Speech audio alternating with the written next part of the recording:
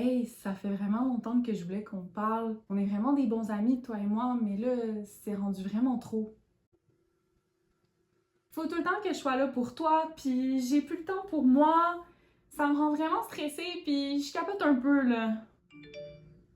Arrête, tu recommences!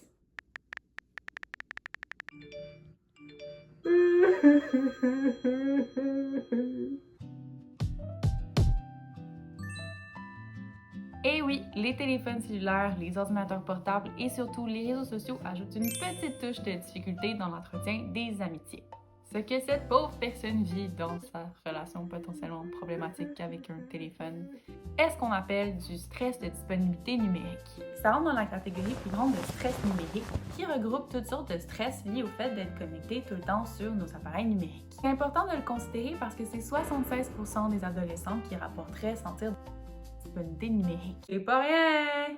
Ça me surprend vraiment pas parce que les amitiés sont extrêmement importantes et maintenant on continue de les entretenir même à la maison, sur les réseaux sociaux, constamment.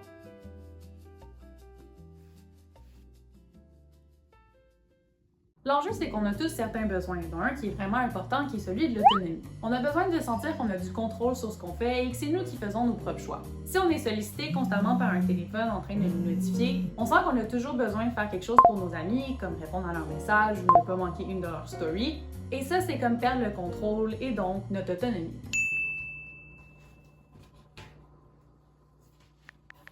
C'est quoi les risques associés au stress de disponibilité?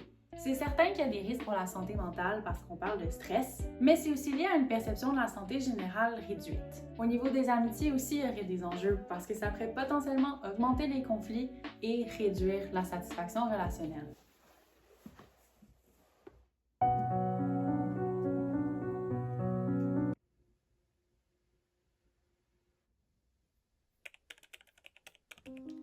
Des chercheurs veulent expliquer le processus derrière les conflits causés par le stress de disponibilité numérique. En fait, le manque d'autonomie numérique donnerait la sensation d'être pris ou coincé dans les obligations sociales numériques. Ce sentiment-là serait associé à plus de conflits avec ses amis. En fait, c'est un sentiment qui vient d'attentes élevées de présence en ligne placées par nos amis. Et il va de pair avec la déception quand les amis ne répondent pas immédiatement à un nouveau message ou une nouvelle publication. C'est d'autant plus vrai pour les personnes qui ont plus de visibilité en ligne, soit qui publient ou qui commandent plus souvent.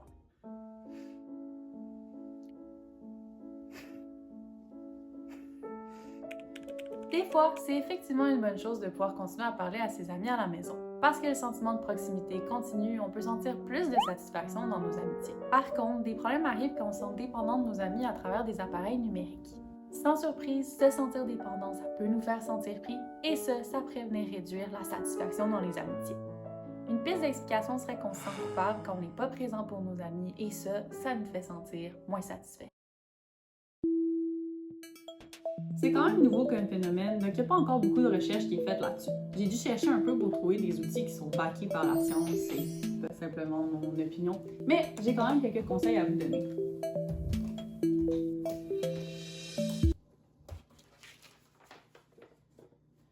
D'abord, avoir une utilisation saine des écrans est toujours à prioriser. Petit rappel pour ceux qui ne savent pas, mais avant l'âge de 17 ans, c'est un maximum de 2 heures par jour qui devrait être passé devant un écran à des fins de loisirs. Plus que ça, augmenterait le risque de dépendance et donc tous les risques associés au stress de disponibilité numérique. Ensuite, c'est possible de développer des compétences de discussion sur des attentes réalistes liées aux appareils numériques qui pourraient directement venir réduire le stress. Une stratégie gagnante est d'en parler directement avec ses amis et de négocier les attentes. Soit de dire par exemple « Hey, ça te dérangerait-tu si on s'écrivait juste entre telle heure et telle heure » ou « Ça te dérangerait-tu si on s'écrivait moins ».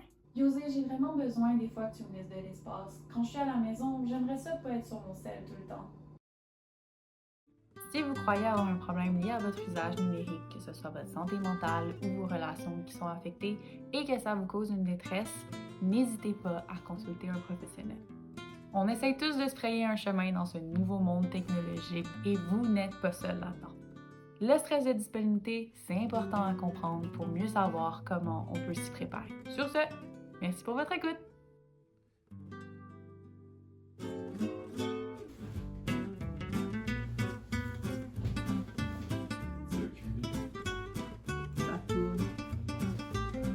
Post time? I guess.